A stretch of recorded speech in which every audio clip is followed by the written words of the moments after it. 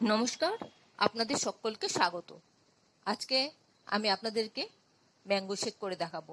আমি এর আগেও দেখিয়েছিলাম ম্যাঙ্গো শেক, কিন্তু আজকেরটা আরেক রকম ভাবে করে দেখাচ্ছি।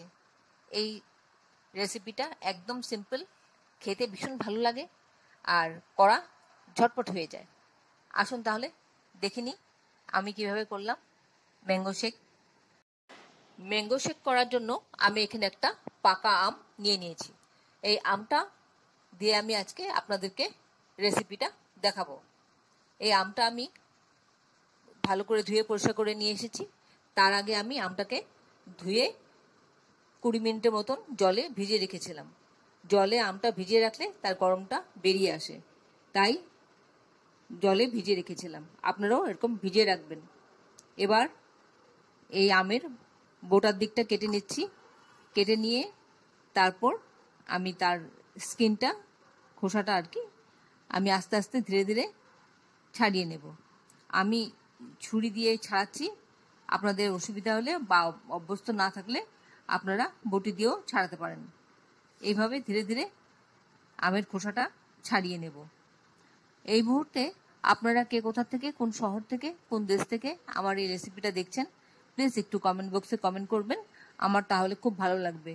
আর নতুন কোনো বন্ধু প্রথমবার আমার চ্যানেলটাকে দেখে থাকলে আপনাকে একটা বিগ হাগ জানাচ্ছি। চ্যানেলটাকে সাবস্ক্রাইব করে নেওয়ার জন্য অনুরোধ রইল।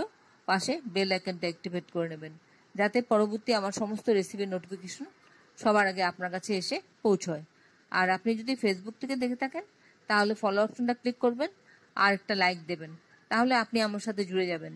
আপনি আমার সাথে জুড়ে গেলে আমার সমস্ত রেসিপির নোটিফিকেশন সবার আগে আপনার কাছে এসে পৌঁছবে। এইভাবে আমি আমের স্কিনটা ছাড়িয়ে নিচ্ছি। আমি আমের স্কিনটা ছাড়িয়ে আপনাদের কাছে ফিরে আসছি। আমার ছাড়ানো হয়ে গেল, আমগুলি পিস পিস করা হয়ে গেছে। এবার একটা মিক্সিং জার নিয়ে নিলাম। তার মধ্যে আমি আমের যে পিসগুলো করে রেখেছিলাম, সেগুলো আমি টুকরো টুকরো করে রেখেছি, সেটা আমি দিয়ে দিচ্ছি। আমের টুকরোগুলি দিয়ে এর মধ্যে আমি দিয়ে দেব চিনি। আমি এখানে 2 চামচ চিনি দিচ্ছি। আপনারা মিষ্টিটা আপনাদের পছন্দ মতন দিয়ে নেবেন। আমার আমটা এমনিতে খুব মিষ্টি, তাই খুব বেশি দিলাম না। আর দেব এবার 1 কাপ মতন টক দই। আমি টক দইটা ঢেলে দিচ্ছি অল্প অল্প করে।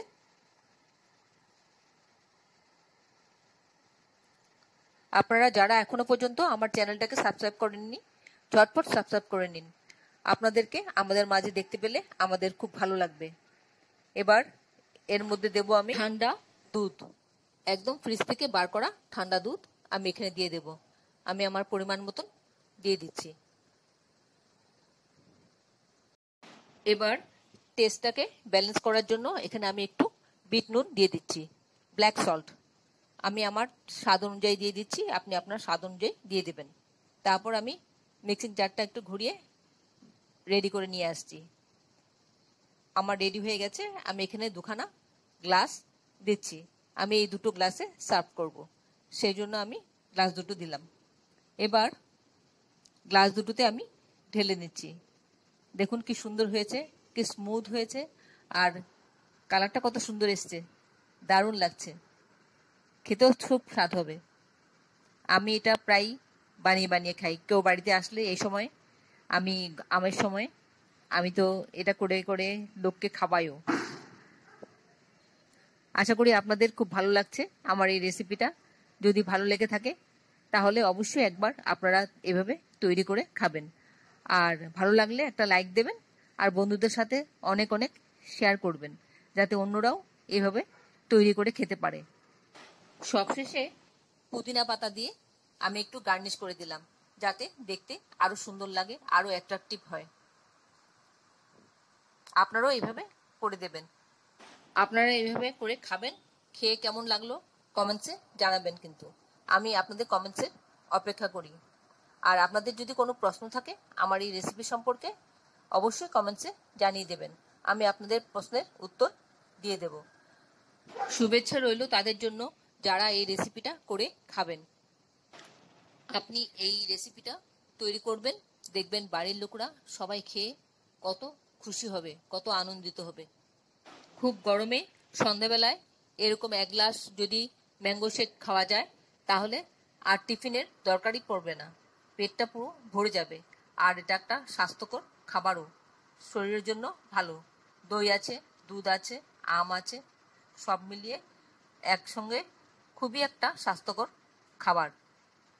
সবচাইতে বড় কথা, তৈরি করা কোনো ঝামেলা নেই, শুধু আমটা থাকলে হলো। আর দইটা তো আজকাল সবার বাড়িতেই থাকে মোটামুটি, এই দিয়েই খাবারটা তৈরি হয়ে যাবে, ঝটপট হয়ে যাবে।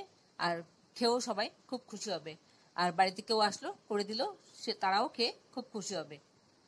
আপনি অবশ্যই একবার এটা ট্রাই করবেন আর দেখবেন আপনাকে ঘন ঘন করে খেতে ইচ্ছে করবে। তবে হ্যাঁ, এই খাবারটা কিন্তু ক্যারি করা যাবে না, এটা সঙ্গে সঙ্গে তৈরি করতে হবে, সঙ্গে সঙ্গে খেতে হবে, তাহলে এর উপকারিতা পাওয়া যাবে। আপনাদের কাছে আমার আন্তরিকভাবে অনুরোধ রইল, আমার চ্যানেলটা যারা এখনো পর্যন্ত সাবস্ক্রাইব করেননি, সাবস্ক্রাইব করে নেবেন। আর ভালো লাগলে আমার রেসিপি একটা লাইক দেবেন, আর যদি ভালো না লাগে তাহলে ডিসলাইক দেবেন, তাও আমি জানতে পারবো আপনাদের আমার রেসিপিটা ভালো লাগলো কি লাগলো না। আপনাদের সকলকে আমাদের মধ্যে আমি দেখতে চাই।